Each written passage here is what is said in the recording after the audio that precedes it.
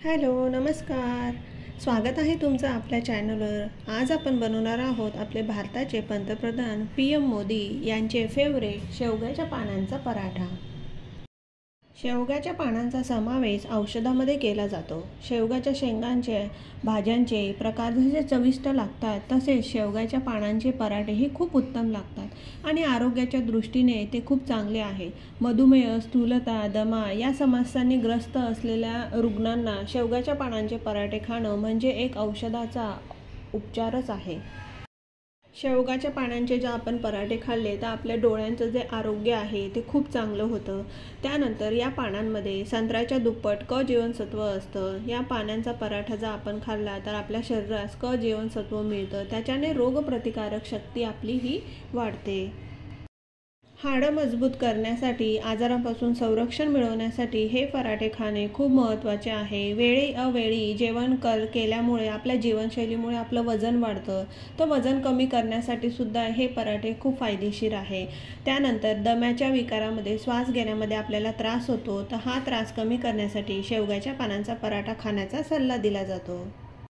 तर असा हा हेल्दी पराठा कशा पद्धतीने बनवायचा असतो त्याची रेसिपी कृती आता आपण बघणार आहोत. तर चला मग लवकरात लवकर आपण ही रेसिपी बघूया.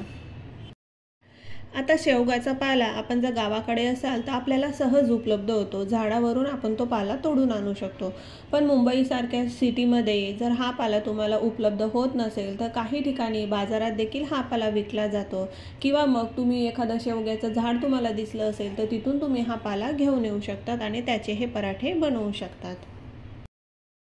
आता हा पराठा बनवण्यासाठी मी इथं शेवग्याची पानं आणली आहेत. त्यांना छान अशी धुवून घेतली आणि मग त्यांना सुरीच्या साहाय्याने मी बारीक कापून घेतली आहे. जशी मेथी आपण बारीक चिरतो त्या पद्धतीने. मग इथं मी 2 चमचे गव्हाचं पीठ घेतलं आहे, 1 चमचा बाजरीचं पीठ घेतलं आहे. त्यामध्ये मी हळद टाकली 1 चमचा, 2 चमचे लाल तिखट टाकलं आहे. तुम्हाला मिरची टाकायची असेल तर मिरचीची पेस्टही तुम्ही याच्यात टाकू शकतात. नंतर चवीप्रमाणे मीठ टाकून घेतलं. मग आपण याच्यामध्ये आता हिवाळा आहे त्यामुळे मी याच्यामध्ये थोडीसं तीळही टाकली आहे. मग धने टाकले आहेत, अख्खे धने मी इथं टाकले, जिरं टाकलं आहे आणि थोडंसं बडीशोपही टाकली आहे. बडीशोप टाकल्यानंतर मी अद्रक लसूणची पेस्ट यामध्येही मिक्सरमध्ये बारीक करून घेतली होती आणि ती ही पेस्ट इथं मी वापरली आहे.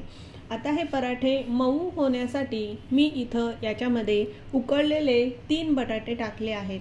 बटाटा टाकल्याने हे पराठे एकदम मऊसूत होतात, एकदम नरम राहतात आणि 2-3 दिवसही टिकतात. म्हणजे आपण कुठे प्रवासाला जात असू तर हे पराठे आपण घेऊन जाऊ शकतो.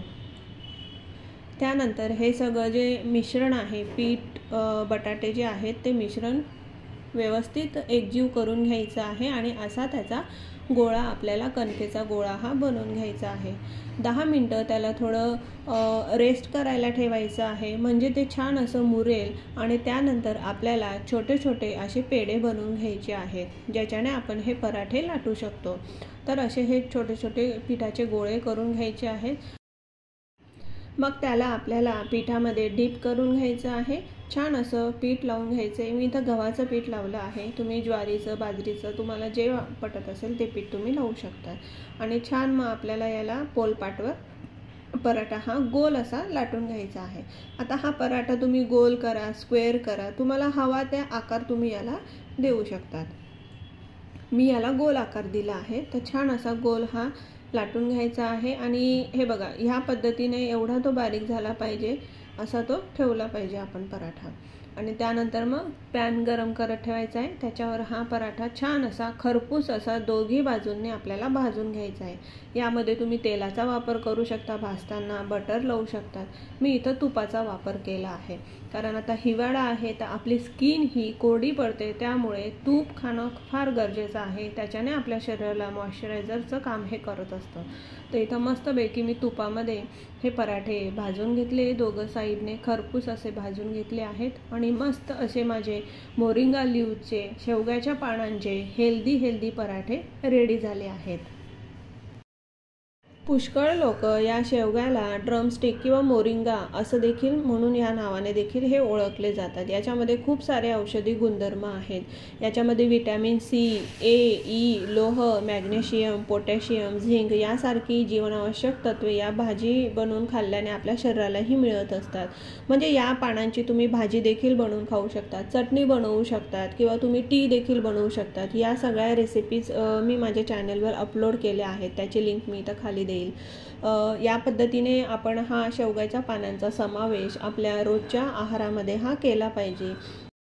तुम्हाला ही माझी रेसिपी आवडली असेल तर लाईक आणि शेअर नक्की करा आणि असेच नवनवीन व्हिडिओ बघण्यासाठी चॅनलला नक्की सबस्क्राईब करा। तर चला भेटूया पुढच्या एका नवीन व्हिडिओसोबत। तोपर्यंत तुम्हा सगळ्यांना टाटा बाय बाय।